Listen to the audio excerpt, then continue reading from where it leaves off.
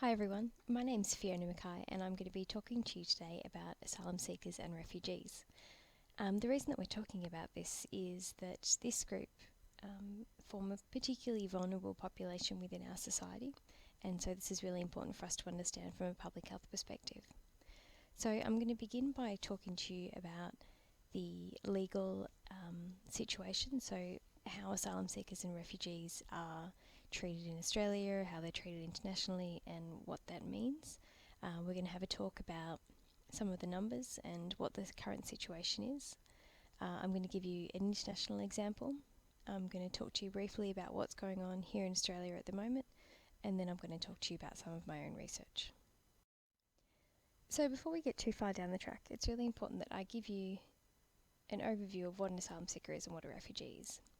So an asylum seeker is someone who has requested protection from another country and they're waiting for that application for protection to be determined.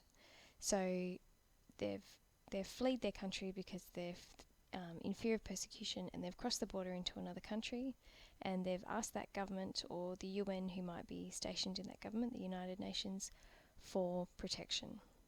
While they're waiting for that status to be determined, they're termed an asylum seeker. If the government or the United Nations determines that this individual is in fact in need of protection, then they become a refugee. So a refugee is the term that we use for someone whose claim for protection has been approved and who are now waiting for another durable solution. So to be a refugee, you need to... So if you're seeking another country's protection, you need to be able to demonstrate that you have a well-founded fear of being persecuted, and that's on the basis of your race, religion, your nationality, your membership of a particular group or political opinion, and that you're outside of your country of nationality and you're unable, or because of your fear, you're unwilling to avail yourself of the protection of that country. So as I said, there are very specific requirements that you need to demonstrate to another country before you receive protection. At the beginning of 2013 or at the end of 2012. So I'm going to spend just a couple of minutes talking about the international context and what's going on globally in the refugee and asylum seeker situation. But I just want to draw your attention to the image that I've put up on screen at the moment. So this is a photograph that was taken in the beginning of 2013 or at the end of 2012. And it's, as you can see, hundreds of Syrian asylum seekers who have crossed the border from Syria into Iraq. So they're crossing the bridge, there's a water border, and they're crossing on foot, men, women, children, everyone, hundreds of people. This is the situation that we're in at the moment. We have refugee and asylum seeker numbers and numbers of internally displaced people that are the highest that they've been in 20 years. So at the end of 2013, there were 16.7 million refugees. This included almost 12 million, so 11.7 million refugees who are under the United Nations High Commission for Refugees mandate. So that means they fall into that definition that I talked about earlier, that they are. Now, I gave this lecture last year as well, and when I looked back at my slides from last year, I wanted to have a look at what the numbers were. And so I've put here what happened, what the change was. So it's almost 1.3 extra million refugees from 2012 to 2013. And 1.2 of those are within the UNHCR's mandate. We're looking at about 280,000 extra asylum seekers, around 4.5 million internally displaced persons, and overall around 6 million extra people who are seeking protection. And when you break these numbers down, we're looking at around 30,000 people every day who are fleeing their homes because they're being persecuted. So we're talking about an enormous number of people at the moment who are seeking protection from the international community. So where are all of these refugees coming from? Well, Afghanistan has been at the top of this chart every year for 30 years. Mostly the refugees from Afghanistan go and live in neighbouring countries in Pakistan and Iraq, but from the middle of last year, Syria has become the greatest producer of refugees worldwide. The largest number of refugees under the UNHCR's mandate now come from Syria and will continue to do so into the foreseeable future while the conflict continues. Just 2 years ago, the Syrian Arabic Republic didn't even feature in the top 30 source countries of refugees. So this turnaround is a clear demonstration of a rapid deterioration in the situation in Syria. So even though around 100 countries around the world have reported the presence of Syrian refugees during the first half of 2014, from which this chart is from,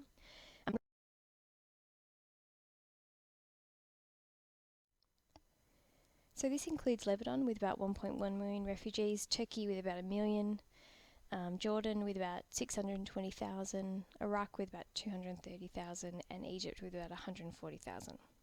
So during the first half of last year, the net Syrian refugee population grew by more than 500,000 people in these 5 countries alone, and Syria accounted for nearly a quarter of all refugees under the UNHCR's mandate. The other way that we need to think about this is that Syrian refugees accounted for about 15% of Syria's resident population. So by the middle of last year, 15% of the population of Syria was living outside of Syria. So Syria is the biggest humanitarian crisis that we've ever seen. The situation that's going on in Syria at the moment is so complicated and it is so wide-reaching that I am going to spend a few minutes talking about what's going on in Syria.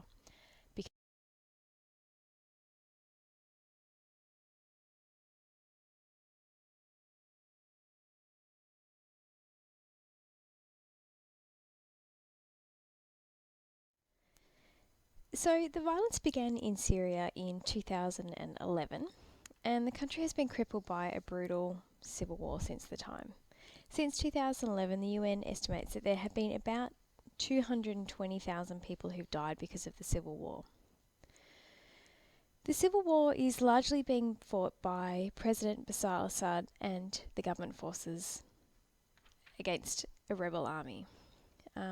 During this time, or over the last couple of years, more than 6.5 million people have been displaced, and approaching 4 million people have fled Syria. Of those Syrians who fled the country, about half are children. So this image that I have up here is the Sahara camp in Jordan. This is the biggest refugee camp in the world. This camp mostly consists of tents, but there are also some sheds, as you can see there. And around about 30,000 or so people live in this camp. There's also this one in Egypt, and this one you can see consists entirely of UNHCR tents. So these tents are all supplied to last for 3 or 4 months. They're really short-term tents, but these ones have been up for a few years now, and Syria has a very cold winter with snow, and Egypt is also quite cold, so they're not really built to be homes for people for a long period of time. Before this violence began, Syria had a population of about 22 million people, and as I said before, about 6 million are currently in need of assistance right now.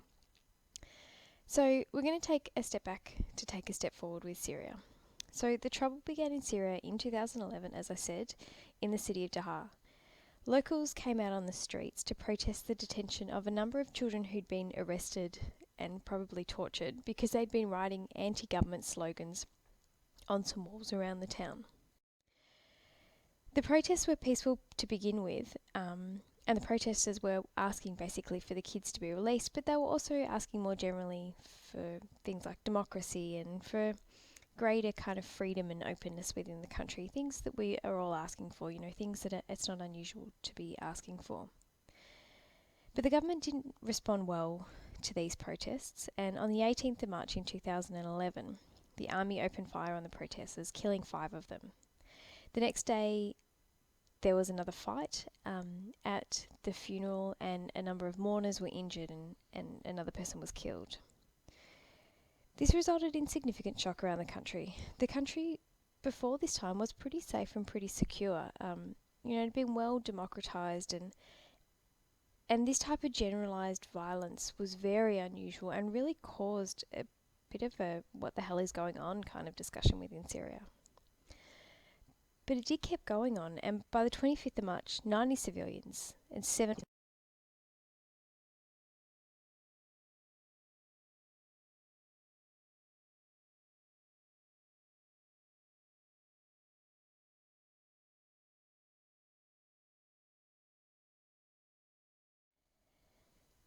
calls for President al-Assad to leave were immediate, but he decided not to do that.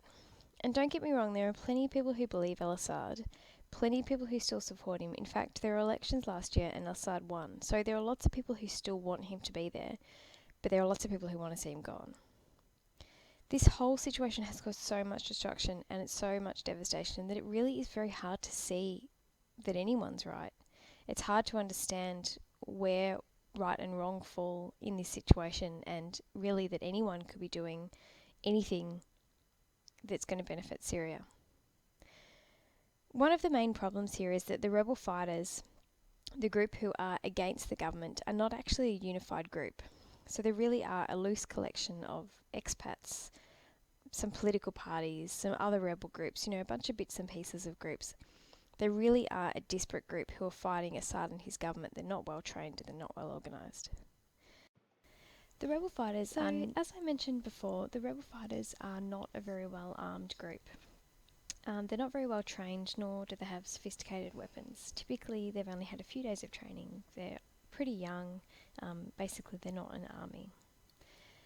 A UN Commission of Inquiry investigating alleged human rights violations since the beginning of the war, so in March 2011, has evidence that those on both sides of the conflict have committed war crimes.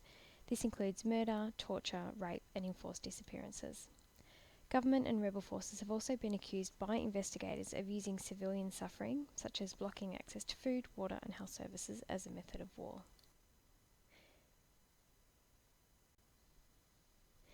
In February of 2014, a UN Security Council resolution demanded that all parties end the indiscriminate employment of weapons in populated areas. Since then, activists say that more than 6,000 civilians have been killed by barrel bombs dropped by the government from aircraft onto rebel-held areas. The UN says that in some instances, civilian gatherings have deliberately been targeted, constituting what they're calling a massacre. Islamic State has also been accused by the UN of waging a campaign of terror in northern and eastern Syria. It's inflicted severe punishments on those who transgress or those who, for whatever reason, don't want to accept the rule.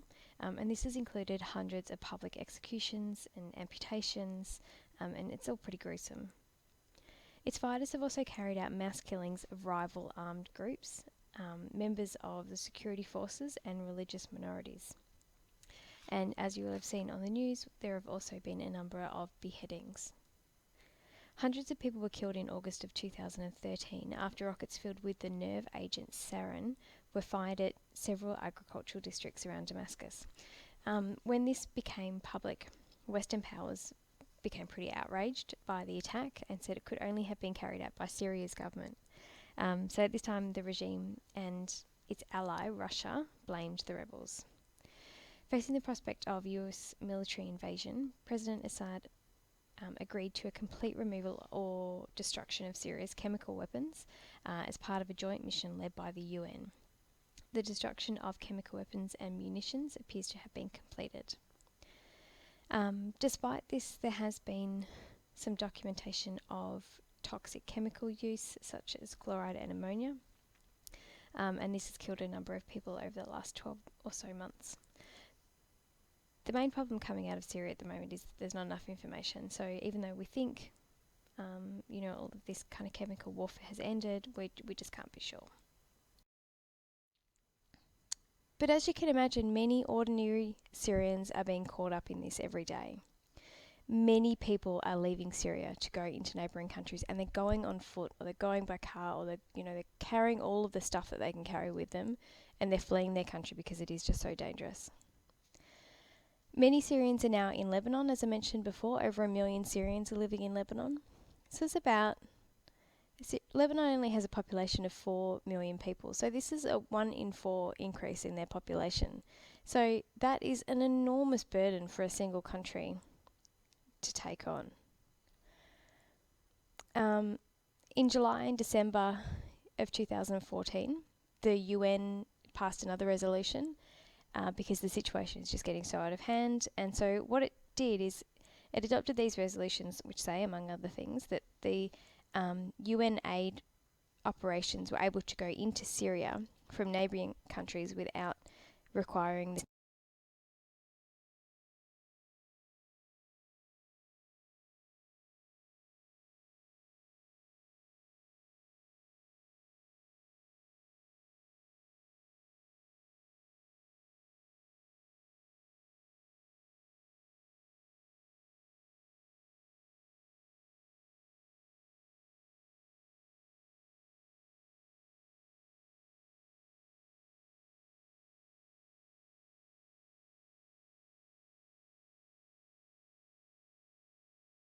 In the 12 months since the resolution was passed, civilians in Syria have witnessed ever increasing destruction and death. Humanitarian needs have increased by nearly a third compared to what they were in 2013. And, there are around 11 million people inside Syria who are in need of clean water, and around 10 million people who don't have enough to eat. In December 2013, UNICEF, which is the United Nations Children Organisation, said that there are almost 5 million children who are in need of humanitarian assistance inside Syria. The following year, by December 2014, this number has risen to almost 6 million. About 200,000 people are still living in besieged locations, and around 5 million reside in areas that aid agencies operating from inside Syria can't get to or can reach only sporadically. I was going to pause here for a minute and let you have a look at this image. This is a photo of people who are queuing for food. So this is a food aid line in a refugee camp near Damascus, which is the capital of Syria. So there are perhaps, a few thousand people here queuing up for food. So as I mentioned before, the government are using starvation as a weapon of war here. They're using it as a tactic. Starvation is a very common weapon of war. It has been used in many wars, but now we are seeing people dying in refugee camps simply because they can't get enough to eat. And while we have got some UN and some other type of aid coming into Syria, it really struggles to get in. It's not enough. It's very inconsistent. It's no surprise that people are leaving Syria to get to other countries. So on that note, I do want to turn my attention now to the situation in Australia. So the way that our government talks, the way that they go on, you would expect that Australia would be seeing thousands of people coming in, every year seeking protection. But it's not quite true. Between 2008 and 2013, we had about 50,000 refugees settle in Australia. This resettlement is in partnership with UNHCR. So what the UNHCR does is it registers refugees in camps or living in urban areas, and it forwards their application for resettlement onto Australia. And Australia decides if, this person on paper looks like they would be a good fit. Typically what Australia does with its refugee program is it follows the same type of rules that come with the immigration program. So if you can speak English and if you've got money and if you've got a skill, then you're more likely as a refugee to be resettled in Australia. But if you've got an illness or a disease, or if you're old or don't speak English or don't have any money, then it's unlikely.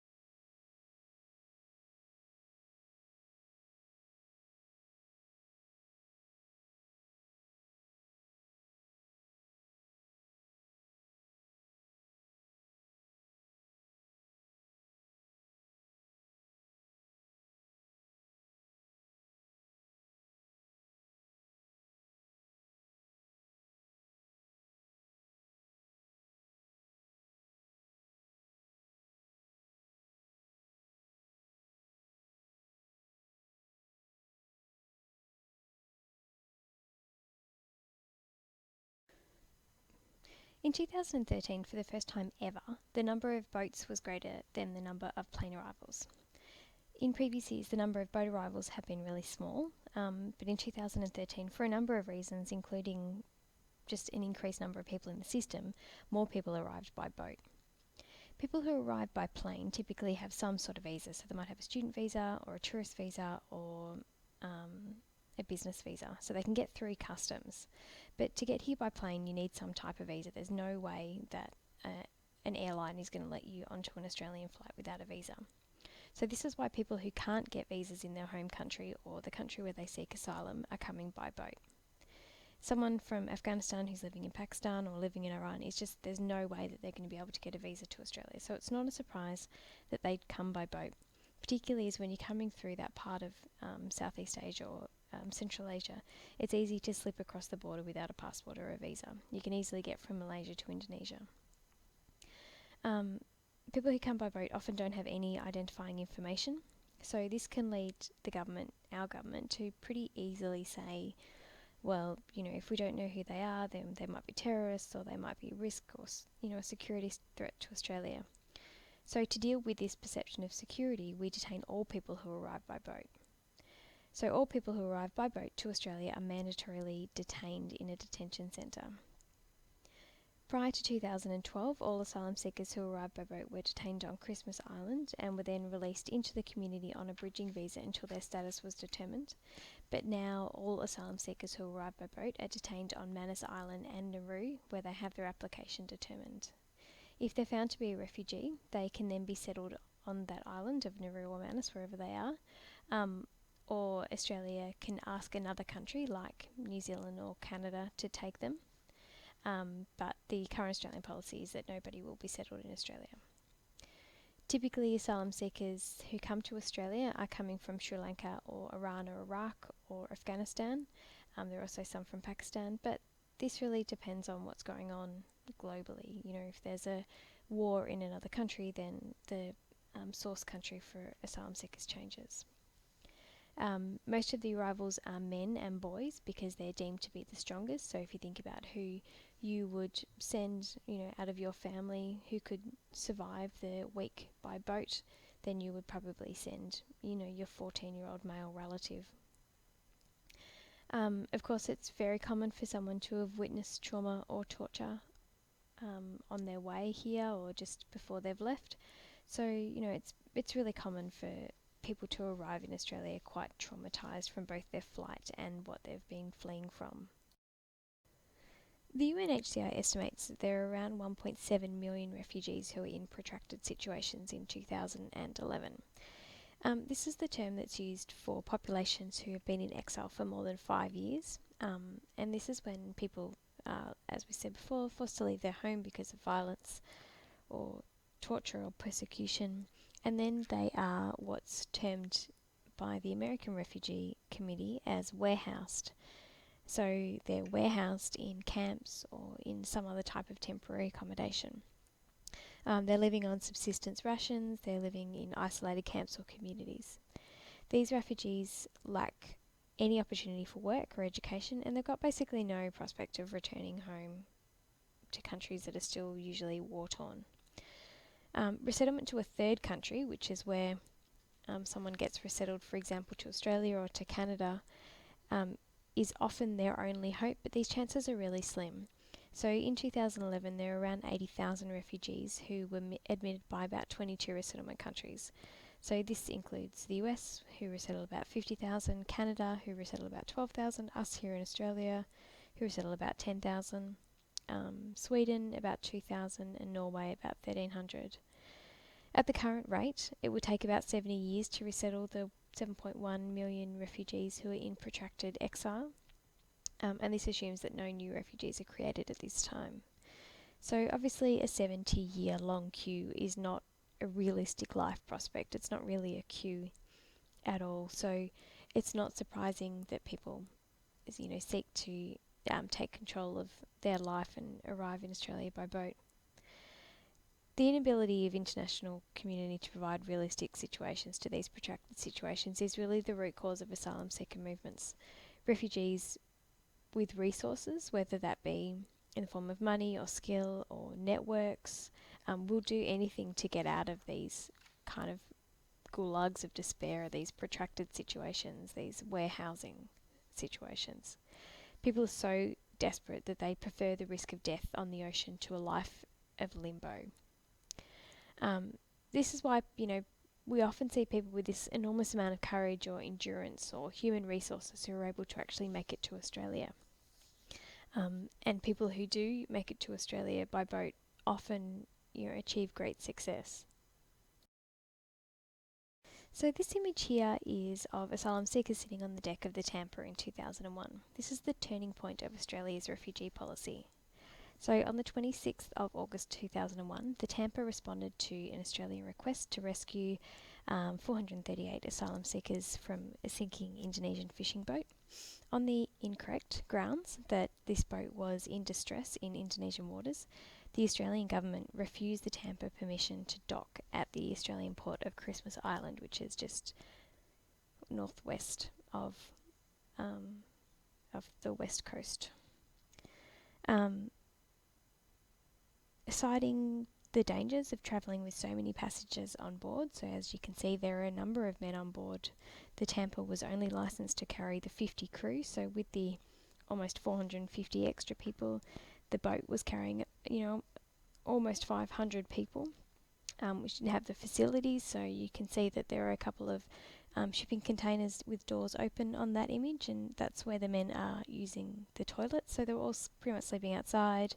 They're all living outside on deck. There wasn't enough food. There wasn't enough medical assistance. There weren't enough the sanitary situation was pretty dire. So the captain, told Prime Minister Howard that he couldn't go back to Indonesia, that he needed to land in Australia. And so basically he turned the boat around. What happened after that was a standoff that lasted a number of days, almost a week, where this enormous shipping container was sitting on the edge of Christmas Island, just about 7 nautical miles outside of Christmas Island. So, people on Christmas Island could see it, the asylum seekers could see Australia. It became a pretty tense situation. Eventually, the asylum seekers were taken to Nauru as part of what became the Pacific solution, and this whole solution to the detention of asylum seekers was created on the hop in a few days, while these men were sitting on the boat. And the reason that this was such a big thing was because in the 9 months before the arrival of the Tampa, almost 4,000 asylum seekers had arrived in Australia by boat. This was the biggest number that had ever arrived in Australia. This was, it signified this enormous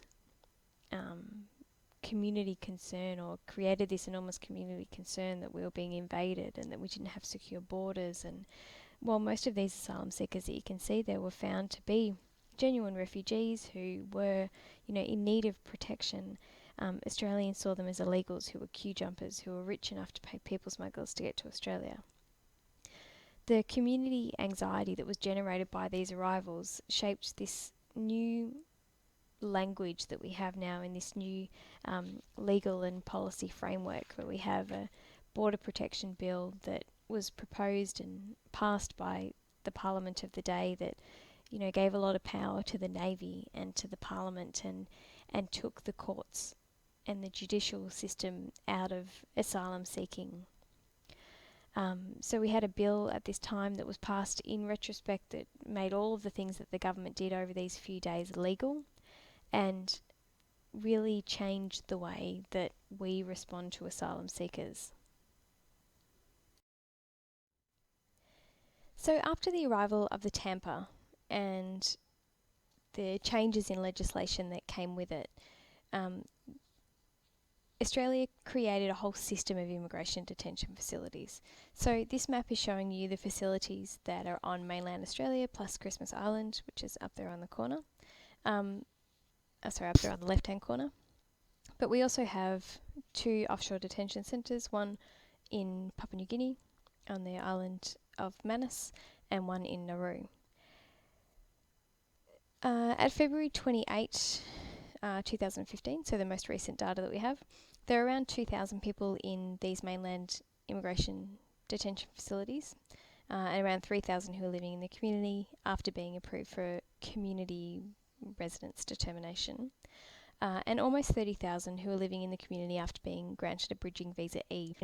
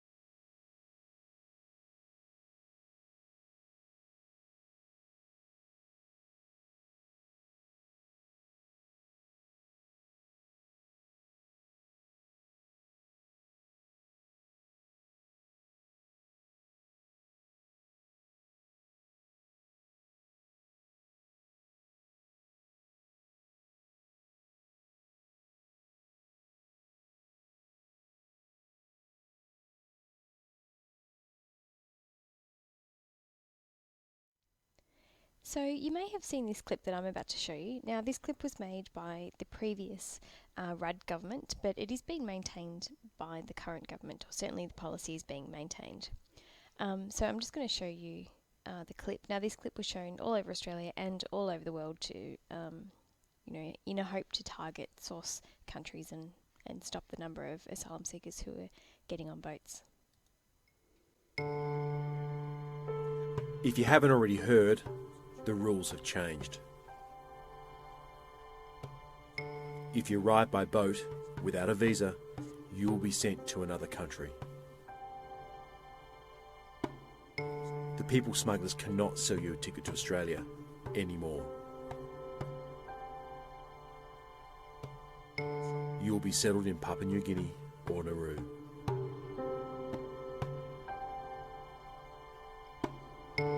You won't be settled in Australia.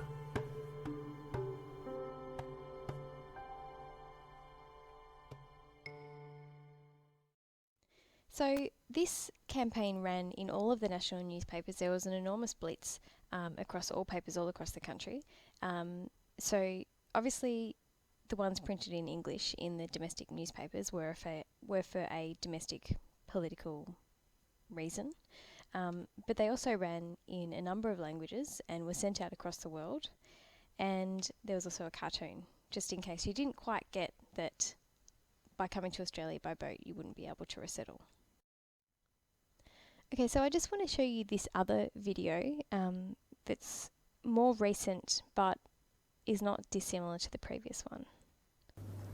It is the policy and practice of the Australian Government to intercept any vessel that is seeking to illegally enter Australia and safely remove it beyond our waters. If you travel by boat without a visa, you will not make Australia home. The rules apply to everyone: families, children, unaccompanied children, educated and skilled. There are no exceptions. Do not believe the lies of people smugglers. These criminals will steal your money and place your life and the life of your family at risk for nothing. The message is simple. If you come to Australia illegally by boat, there is no way you will ever make Australia home. So that's one of our very senior members of our army who has been tasked with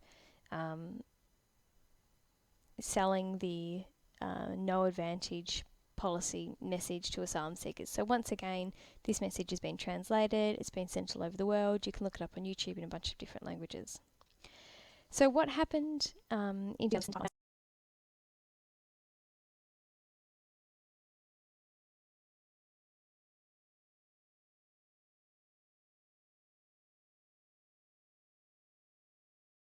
So I'm just going to show you, this is Manus Island Detention Centre. And this has been in the news a lot lately, and for very bad reasons. There has been a number of allegations of sexual abuse, of physical violence. The asylum seekers are becoming desperate. There are only men on Manus Island, so if you remember, there are about 1,000 people there, and they're all men. It's very basic conditions. As you can see, it's all tents. It's tropical climate, so it rains a lot. There are a lot of mosquitoes. It's very hot. Just try and imagine living there for 12 months. The men are becoming desperate. They're losing hope. They're protesting their situation. They're doing things like sewing their lips together. They are on hunger strikes and water strikes, and they're becoming very unwell. They're doing everything that they can to show us that they're desperate, that they came to Australia because they were fleeing persecution, because they were in danger for their lives, or they were in danger of their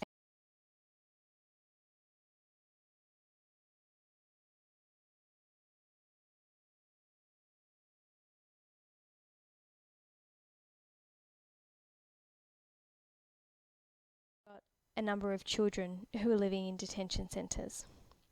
So this image and the next one that I'm going to show you is from a recent human rights inquiry into children in detention. So at one point we had about 1,000 children in detention, and the situation is pretty dire.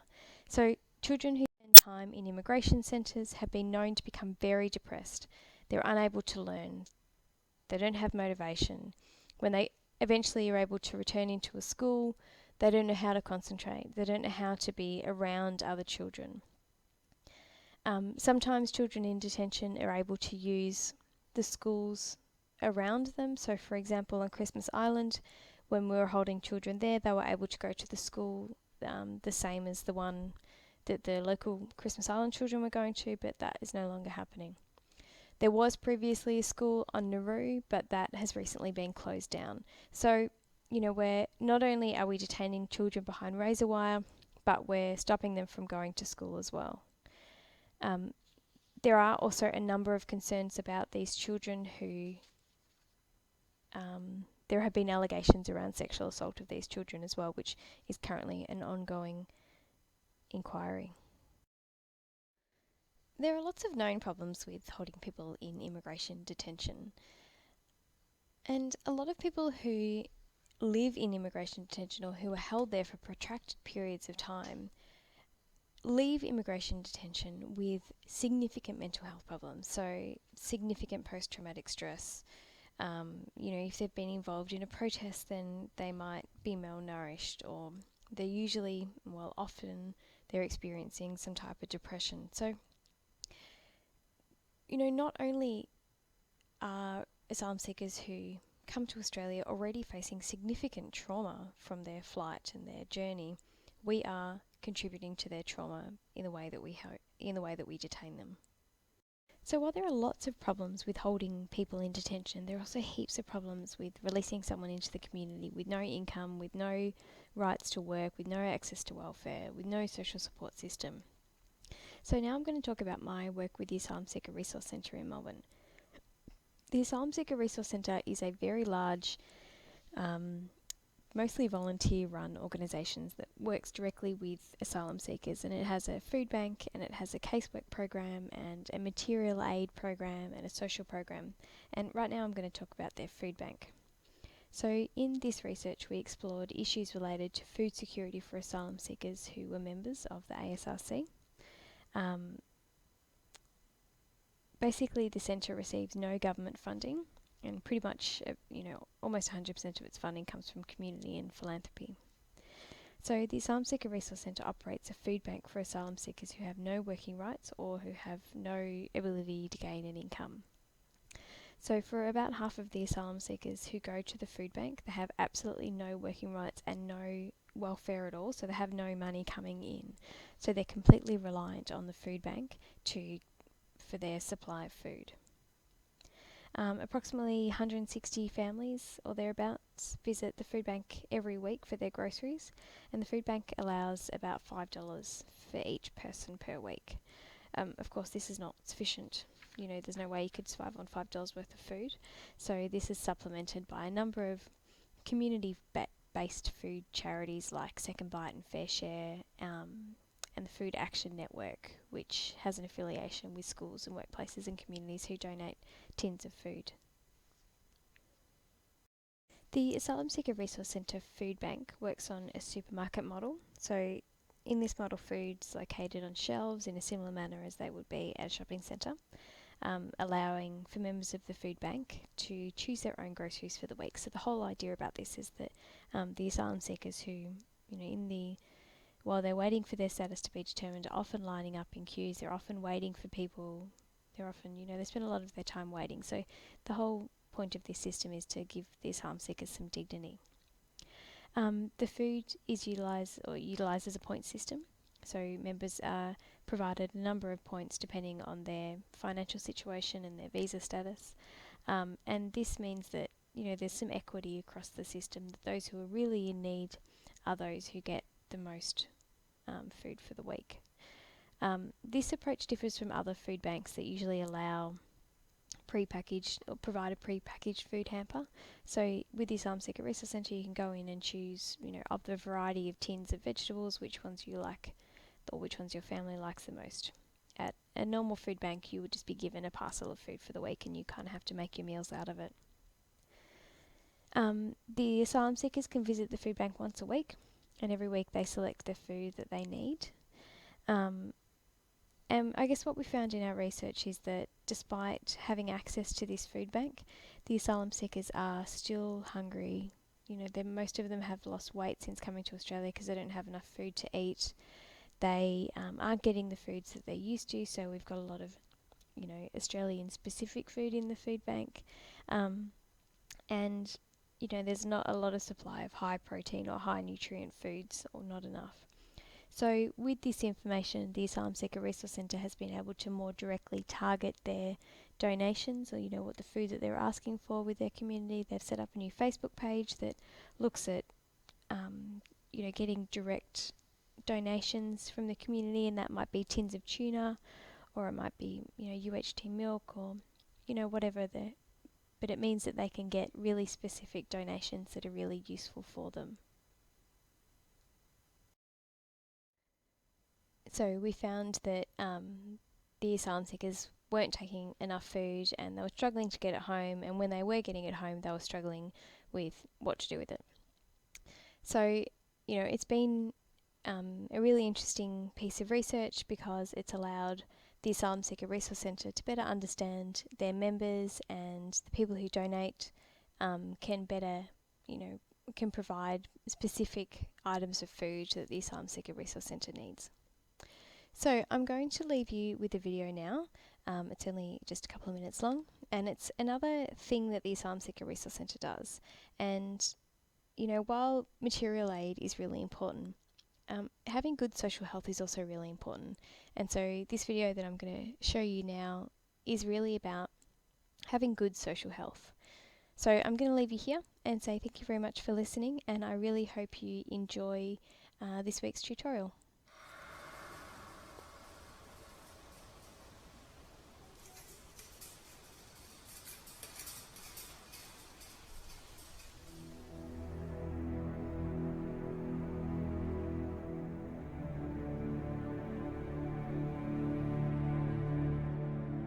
Here's the deal. I'm going to start a soccer program. I don't know anything about soccer, but I know these guys really need it. One of the moments that still stands out the most for me with this soccer program is the first game that we ever played. We struggled to get there. The program was just starting. We didn't have enough players at that stage. We didn't even have a proper uniform. We didn't have shoes for the guys.